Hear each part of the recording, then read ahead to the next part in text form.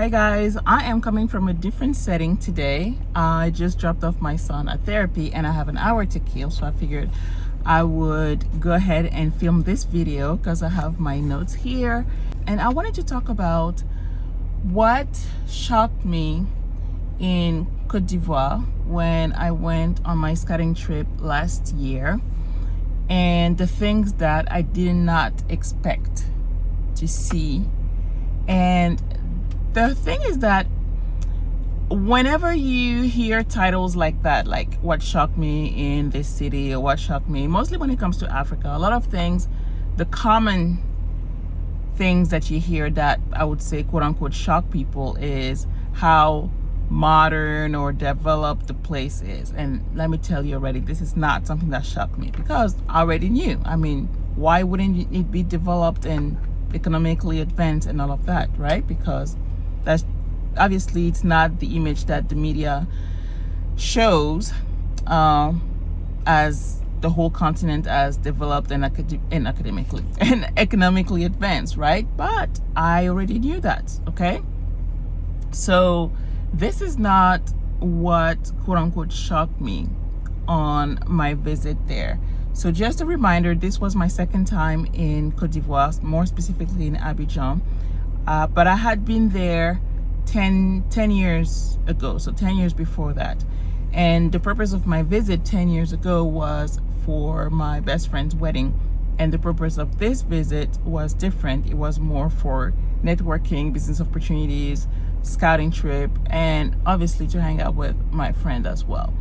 So my eyes, I was seeing things through different eyes. I was more looking at, okay, could this be a place where we could live with my family? And also my husband came with me for a few days, so he was also able to look at the country through certain specific lenses. Okay, also I only stayed for 10 days, so it's not a lot of time. And it's side note, it's always funny when people recommend you go for a month or 2 months, and I'm like, in what world do you live where you take off a whole month or 2 months? I mean, sure. Anyways, this is not common. It's not common in the US because we generally don't have a whole month or 2 months vacation. We usually have 2 weeks vacation, and that's pretty much it. And if you have young kids like me, where are you going to put your kids for a whole month, right? So you just take them with you. But so if you cannot take a whole month, if you're not able to take a whole month or 2 months like it's usually suggested, I would say go for what you can, so at least a week, and just go as many times as you can. That's how you can make it work. Okay, so here we go. So like I said, I was not shocked by the economic development. Okay, I knew that it was a booming economy based on statistics, based on data that I researched, right? So I knew that already. Also based on some of the things, some of the people that I follow on Instagram who live in Ivory Coast, I knew that a little bit of the lifestyle, although social media only shows you, you know, the nice and pretty and the fancy side, right? And this is definitely not what I'm going for. Okay, I think I'm gonna leave the most shocking to the end. So the first thing that really shocked me is by how comfortable our life could really be. I knew, I had an idea of, okay, this was a great idea to go back to the continent, but I wasn't sure about how life would really be like because I had never lived in Côte d'Ivoire. Okay, I had visited, but I had never lived there. And so I was shocked by how comfortable, how things are common here, comforts of life, quote unquote, or I should rephrase it as first world comforts are also available there. Example, Uber, Yango, delivery, home delivery for food, it's available as well. Everything that I could possibly want or miss from the US in terms of food or even clothing, I could find it there. I made a point to go to the supermarket to look at what's there. And I'm going to link the video up here. And it really, you're going to see that the same things that we have here in the US, they have there. Granted, it's more expensive in certain, for certain brands because it's imported. And also because it's imported from France, more than likely, the portions are also smaller. Okay, in the US we have, we have the huge box of Oreos and the big bag of chips and all of that. But I digress because we don't really eat those things. But if we were to crave those things like just an American cookie or chips for a party or something like that, you can find Lay's. You can find Lay's if you want Lay's. You can find Doritos if you want Doritos, okay? So certain comforts from here in the US, you can find them there as well. So that's something that really shocked me, like how accessible and available American goods are. And it's not just the food, it's also things like drinks, Cokes and all of that, if you're into that, but also products like certain, like Beth, what is it called?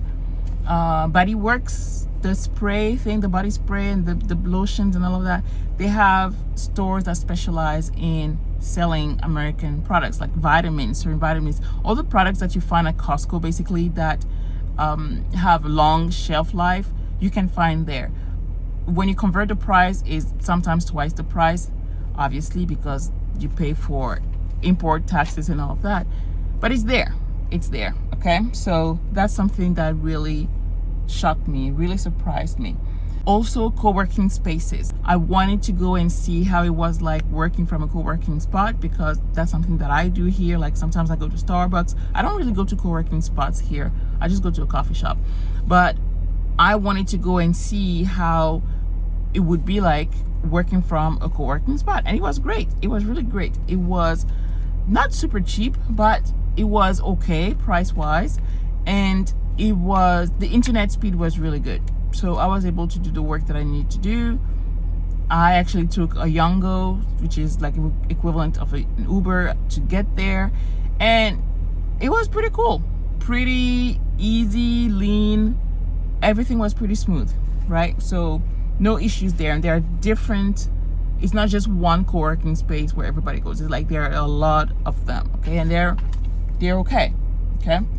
Another thing that also shocked me, and in a very good way, because I wasn't sure that it was going to be that way, and that was going to be a major deterrent or major, it was going to be a big problem based on the industry I'm in, because I work online and I do online marketing, right? So how dynamic the online marketing market or the industry is. Just the number of events and conferences related to everything digital, related to online businesses. Just having so much visibility, and with visibility comes understanding. So one of my goals is to be able to transfer what I do here in my online business to Francophone Africa, right? So Cameroon, Côte d'Ivoire, Senegal, all of that, right? And so for that, I need to have an audience, right? So it was very validating to know that there's an audience for it. And I also hired a community manager who knows what she's doing. She knows the market, she knows the industry. And to me, that is really validating. It's very reassuring to know that, not that it's going to be a smooth sailing, that it's going to be an easy transition, but to know that the market is there. Sure, there might not be at the same level of, not necessarily understanding, but the same level of awareness as here in the US, I would say. But that's okay. That just means that there's more room for teaching, there's more room for growth, there's more room for you to be present and to find a niche and to be there, to do the work, right? There's no saturation. That's what I'm trying to say. There's no saturation at all. But there's a market for it. If there was no market for it, then it would be problematic. But the fact that there's a market for it and there's people already doing the work in that industry, to me, that was like, this is great. This is great. Okay.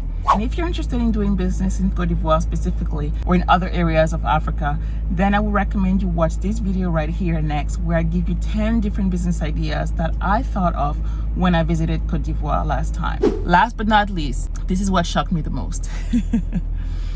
And it's not even based on the first points that I shared. So not necessarily based on the fact that you find American goods, or the fact that the marketing, the online digital industry is there, present and known. What really shocked me the most is how fast I was able to make my decision. It wasn't a wishy-washy thing where I'm like, oh, maybe I can see myself here. And it's not even because we spent the first 2 days at the beach, like at the resort. Maybe it influenced a little bit, but after that, just being in the presence of quote unquote real life, because being at a hotel, beautiful beach, white sand and all that, that's not the real experience that you're going to have. You're going to experience that, but it's not going to be your day-to-day.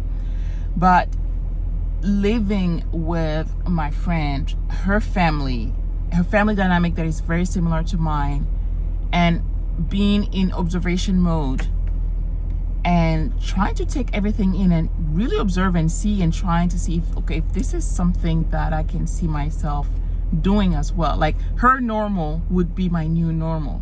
That's what I'm trying to say. And how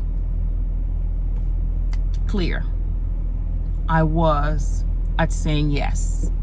That to me shocked me, because I didn't go on that scouting trip to have an answer right away.